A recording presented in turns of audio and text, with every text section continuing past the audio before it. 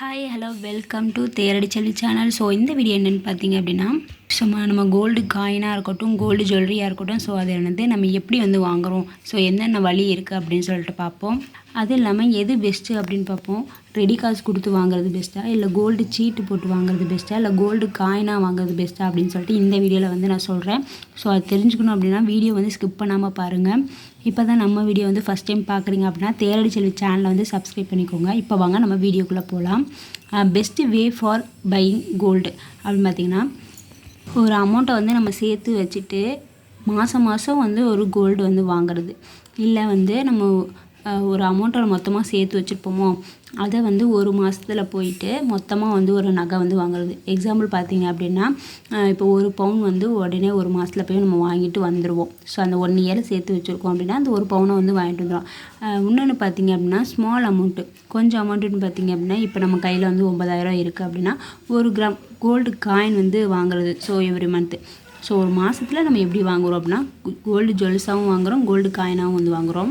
அப்படி இல்லையா நம்ம கோல்டு ஜுவல்லரி வாங்கணும் அப்படின்னா நம்ம நிறைய காயின் சேர்த்து வச்சுருக்கோம். இப்போ 1 கிராம் காயிலே 8 கிராம் சேர்த்து வச்சுருக்கோம் அப்படின்னா அதை கொடுத்துட்டு நம்ம 1 பவுன் கோல்டு ஜுவல்லரி நம்ம வாங்கிக்கிறோம். ஸோ இப்படியுமே தங்கத்தை நம்ம சேர்ப்போம்.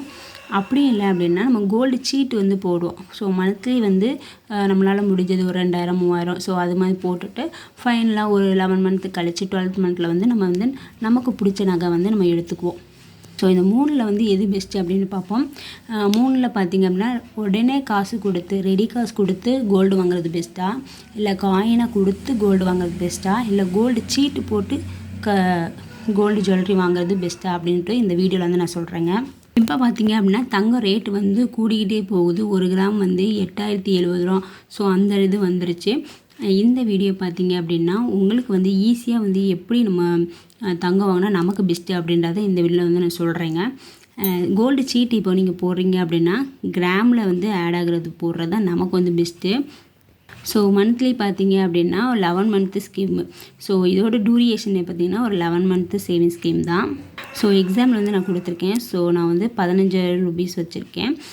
கோல்டு ரேட் பார்த்திங்க அப்படின்னா 5,000 ரூபா இருக்குது. ஸோ அப்போ நமக்கு 3 கிராம் நம்ம அக்கௌண்ட்டில் ஆட் ஆகுது.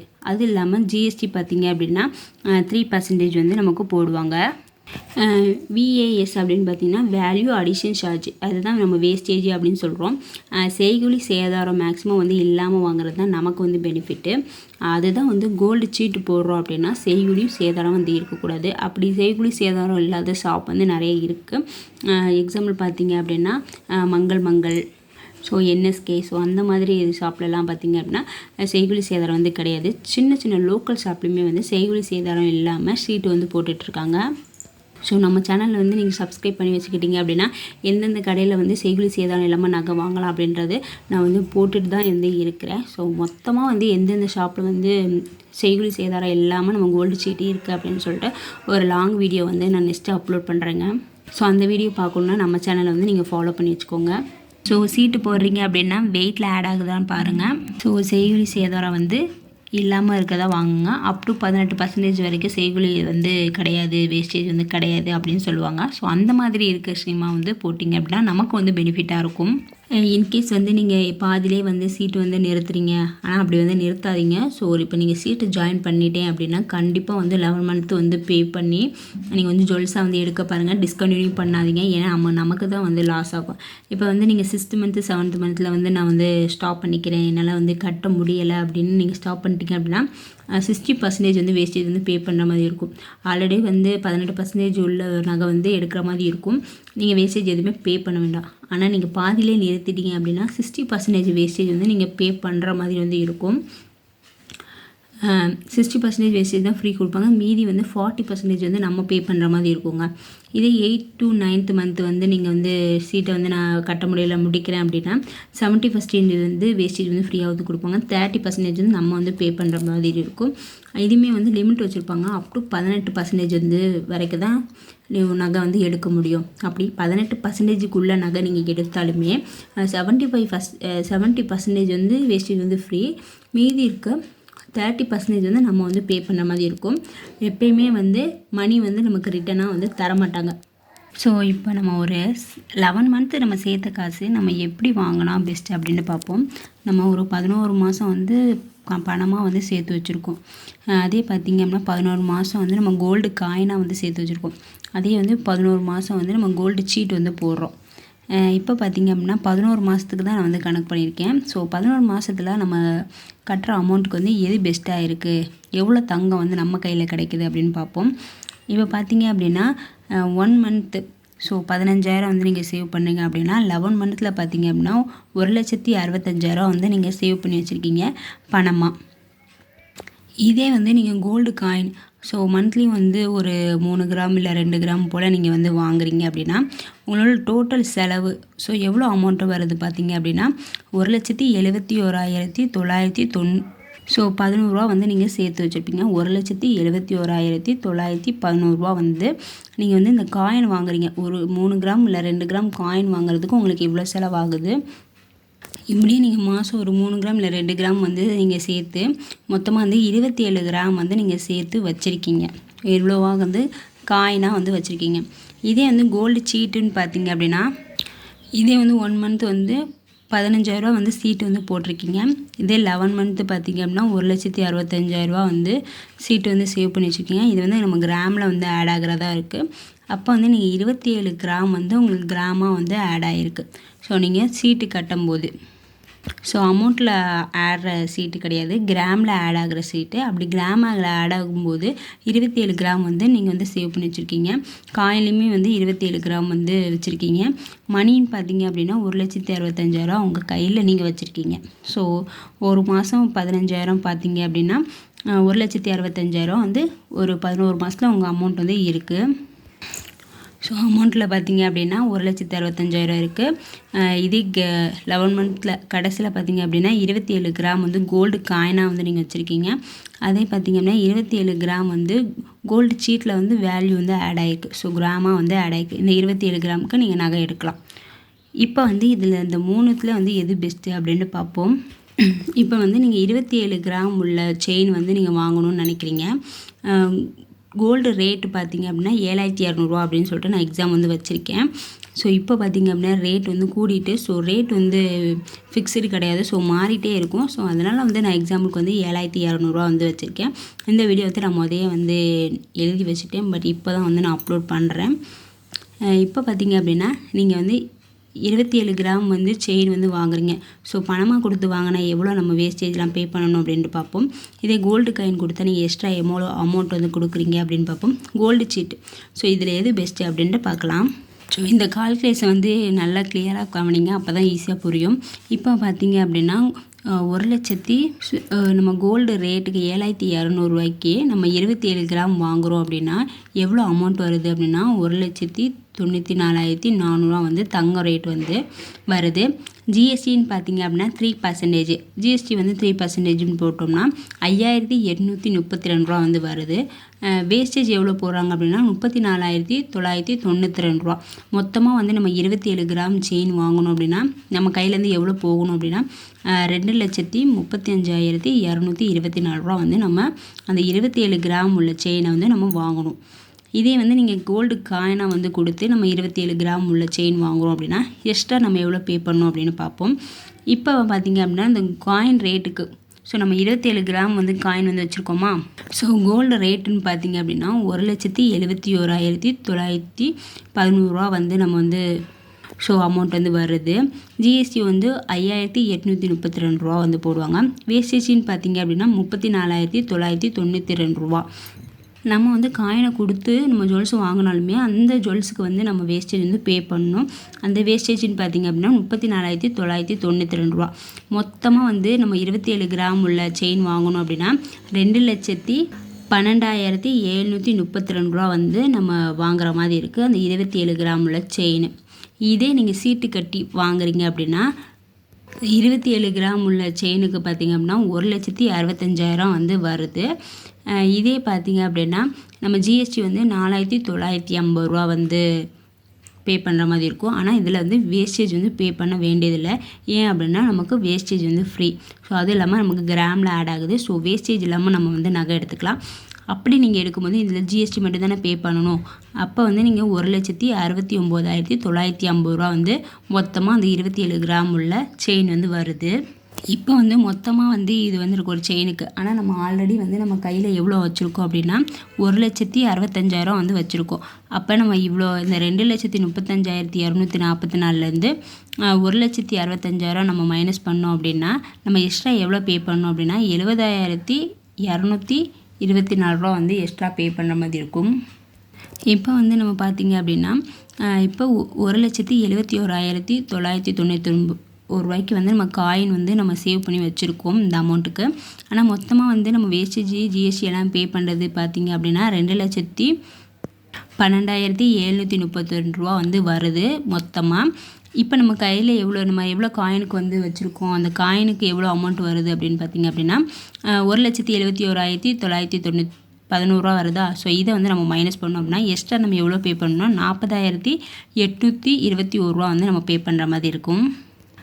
இதே வந்து நம்ம சீட்டு போட்டிருக்கோம் அப்படின்னா சீட்டு போட்டு நம்ம 1,65,000 வந்து நம்ம சேவ் பண்ணி வச்சுருக்கோம். எக்ஸ்ட்ரா பார்த்திங்க அப்படின்னா இந்த ஜிஎஸ்டி மட்டும்தான் நம்ம பே பண்ணோம். அந்த ஜிஎஸ்டின்னு பார்த்திங்க அப்படின்னா 4,950 ரூபா மட்டும் நம்ம எக்ஸ்ட்ரா பே பண்ணுற மாதிரி இருக்கும். 5,000 ரூபாய்க்கு 50 ரூபா கம்மி. வெறும் ஜிஎஸ்டி மட்டும்தான் பே பண்ணணும். இதே நீங்கள் அமௌண்ட்டாக வச்சுருந்தீங்க அப்படின்னா நீங்கள் வேஸ்டேஜ் எல்லாமே வந்து பே பண்ணணும், ஜிஎஸ்டி எல்லாம் பே பண்ணணும். இதே காயினாக வச்சுருக்கீங்க அப்படின்னா வேஸ்டேஜ் ஜிஎஸ்டி எல்லாம் பே பண்ணணும். ஆனால் அமௌண்ட்டோட காயின் வாங்கும்போது கொஞ்சம் கம்மியாக இருக்கும், உங்களுக்கே டிஃப்ரெண்ட் தெரியும். இதே நம்ம அமௌண்ட்டாக கொடுத்து வாங்கும்போது நம்ம 70,000 எக்ஸ்ட்ரா பே பண்ணுற மாதிரி இருக்குது. இதே நீங்கள் கோல்டு காயினாக வந்து கொடுக்கும்போது ஏன்னா தங்கத்துக்கு தங்கத்தை எடுத்துக்குவாங்கல்ல, ஸோ அது பண்ணும்போது நமக்கு 40,821 ரூபா வந்து நம்ம எக்ஸ்ட்ரா பே பண்ணுற மாதிரி இருக்குது. ஸோ இதுக்குமே வந்து 30,000 ரூபா வந்து டிஃப்ரெண்ட் ஆகுது. இதே நீங்கள் சீட்டு கட்டி வாங்குறீங்க அப்படின்னா 4,950 ரூபா. ஸோ வெறும் 5,000 ரூபா மட்டும்தான் நம்ம பே பண்ணுற மாதிரி இருக்குது. ஸோ ஒரே இது தான் 27 கிராம் உள்ள செயின் தான் வந்து ஒரே பொருள் தான் வந்து வாங்குகிறோம். ஆனால் அமௌண்ட்டில் வாங்கும் போது டிஃப்ரெண்ட் ஆகுது, கோல்டு காயினாக வாங்கும்போது டிஃப்ரெண்ட் ஆகுது, கோல்டு சீட்டாக வாங்கும்போது டிஃப்ரெண்ட் ஆகுது. இதே அமௌண்ட்டில் வாங்கணும் அப்படின்னா மொத்த காசு எவ்வளோ கொடுக்கணும்னா 2,35,224 ரூபா நம்ம பே பண்ணுற மாதிரி இருக்கும். இதே கோல்டு காயினாக நம்ம வாங்கும்போது கொடுத்துட்டு ஜுவல்ஸ் வாங்கும்போது 2,12,732 ரூபா வந்து நம்ம கொடுத்து வாங்குற மாதிரி இருக்குது. இதே நம்ம கோல்டு சீட்டில் வந்து இந்த 27 கிராம் உள்ள செயின் வாங்கணும் அப்படின்னா 1,69,950 ரூபா அந்த கோல்டு செயின் வந்து வருது. ஸோ ஃபைனலாக பார்த்தீங்க அப்படின்னா ஒரு கோல்டு சீட்டு தான் வந்து பெஸ்ட்டாக இருக்குது. ஸோ இதிலே உங்களுக்கு வந்து நிறைய டிஃப்ரெண்ட் வந்து தெரியும். நம்ம வந்து பெஸ்ட்டாக வந்து ஜிஎஸ்டி மட்டும் தான் வந்து பே பண்ண மாதிரி இருக்குது. சில ஷாப்பில் பார்த்தீங்க அப்படின்னா அந்த ஜிஎஸ்டியுமே வந்து பே பண்ண வேண்டியதில் வந்து இருக்குது. ஸோ அந்த மாதிரி சீட்லாம் இருக்கும்போது நீங்கள் அந்த கடை வந்து ட்ரஸ்டடாக இருக்கா அப்படின்னு பாருங்கள், நிறைய கலெக்ஷன் இருக்கா அப்படின்ற பாருங்கள். அந்த இதில் வந்து அந்த ஷாப் வந்து எத்தனை வருஷமாக வந்து இருக்குது, அதுக்கு வேறு பிரான்ச்லாம் வந்து இருக்கா, நம்பிக்கை இருக்கா, அதெல்லாம் வந்து நீங்கள் டெஸ்ட் பண்ணி பார்த்துட்டு அந்த ஸ்கீம் வந்து நமக்கு பெனிஃபிட்டாக இருந்துச்சுன்னா அப்படி இருக்க ஸ்கீமில் வந்து ஜாயின் பண்ணுங்கள். ஸோ ஒரு சீட்டு ஜாயின் பண்ணுறோம் அப்படின்னா வந்து நமக்கு அது வந்து பெனிஃபிட்டாக இருக்கணும். ஸோ எப்பவுமே பார்த்தீங்க அப்படின்னா ஜுவல்லரி ஷாப்புக்கு வந்து சீட்டு வந்து பெனிஃபிட் தான். ஏன் அப்படின்னா நம்ம கொடுக்குற அமௌண்ட்டை வந்து அவங்க நிறைய ரொட்டேஷன் பண்ணிக்குவாங்க. ஆனால் சில ஷாப்பில் சொல்லுவாங்க, நீங்கள் வந்து இப்போ பே பண்ணிவிட்டு நீங்கள் 11 மந்த் வந்து நீங்கள் வேஸ்டேஜ் இல்லாமல் தானே எடுத்துக்கிறீங்க, உங்களுக்கு பெனிஃபிட் தானே அப்படின்னு சொல்லுவாங்க.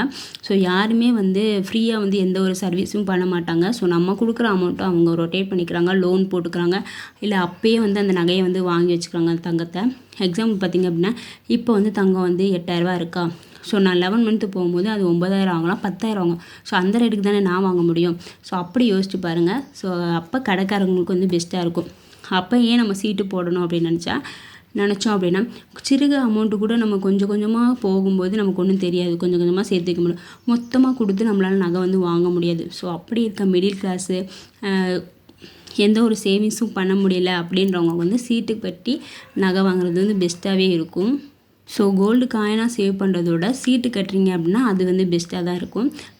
கோல்டு காயின்லாம் வந்து வாங்குறீங்க அப்படின்னா இந்த மாதிரி டிஜி கோல்டு, ஸோ அந்த மாதிரி ஸ்கீமில் போட்டு வாங்குறீங்க அப்படின்னா பெஸ்ட்டாக இருக்கும். அது இல்லாமல் வந்து வேஸ்டேஜ் வந்து கோல்டு காயினுக்கு இல்லாமல் ஆஃபர்லாம் வந்து போடுவாங்க. ஸோ அந்த மாதிரி டைமில் வந்து நீங்கள் கோல்டு காயினாக வந்து சேவ் பண்ணுங்கள். அதுவும் இல்லாமல் ஒரே ஜுவல்லரி ஷாப்பில் வந்து நீங்கள் கோல்டு காயின் வந்து வாங்க பாருங்கள், அதே ஷாப்பில் கொடுத்துட்டு ஜுவல்ஸாக வந்து நீங்கள் எடுத்துக்கலாம். இன்னொரு பெனிஃபிட் என்னென்னு பார்த்திங்க அப்படின்னா கோல்டு சீட் வந்து நம்ம ஜாயின் பண்ணுறோம் அப்படின்னா ஃப்ரீ கிஃப்ட்லாம் வந்து கொடுப்பாங்க. அது இல்லாமல் எக்ஸ்ட்ரா பெனிஃபிட்டும் வந்து கொடுப்பாங்க. எக்ஸ்ட்ரா பெனிஃபிட் பார்த்திங்க அப்படின்னா 18% நகை வந்து எடுத்துக்கலாம். வேஸ்டேஜ் வந்து பே பண்ண வேண்டியதில்லை. சில ஷாப்பில் வந்து ஜிஎஸ்டி பே பண்ண வேண்டியது. ஸோ அதுதான் வந்து எக்ஸ்ட்ரா பெனிஃபிட் அப்படின்னு வந்து நான் சொல்லியிருக்கேன். ஃப்ரீ கிஃப்ட்டுன்னு பார்த்திங்க அப்படின்னா இப்போ நீங்கள் ஒரு சீட்டு வந்து ஜாயின் பண்ணிங்க அப்படின்னா அதுக்காக இப்போ ஒரு 5000 சீட்டு ஜாயின் பண்ணிங்க அப்படின்னா அதுக்கு வந்து சில கிஃப்ட் வந்து கொடுப்பாங்க. ஹோம் அப்ளையன்ஸ் மாதிரி வந்து கொடுப்பாங்க. குக்கிங் செட்டு, ஸோ அந்த மாதிரி வந்து நமக்கு வந்து கொடுப்பாங்க. எல்லா ஷாப்லேயும் வந்து ஃப்ரீ வந்து கிஃப்ட் வந்து கொடுக்க மாட்டாங்க. ஸோ எந்தெந்த ஷாப்பில் வந்து ஃப்ரீ கிஃப்ட் கொடுக்குறாங்க அப்படின்னு சொல்லிட்டு நம்ம சேனல்லே வந்து நான் போட்டிருக்கேன்.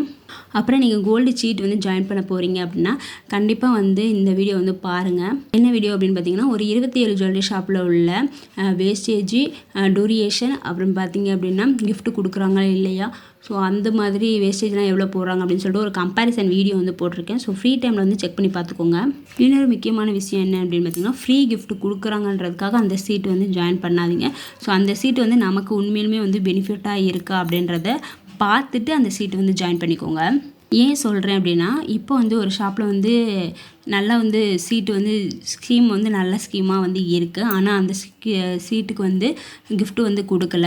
இதே இன்னொரு ஷாப்பில் வந்து சீட்டு வந்து கொடுக்குறாங்க, ஆனால் கிஃப்ட்டு வந்து கொடுக்குறாங்க. ஆனால் அந்த ஷேவிங் ஸ்கீமில் வந்து பார்த்திங்க அப்படின்னா வேஸ்டேஜும் கொஞ்சம் கம்மியாக கொடுக்குறாங்க. அதுவும் இல்லாமல் அதில் கலெக்ஷனும் இல்லை, நமக்கு பிடிச்ச நகை வந்து எடுக்க முடியாது.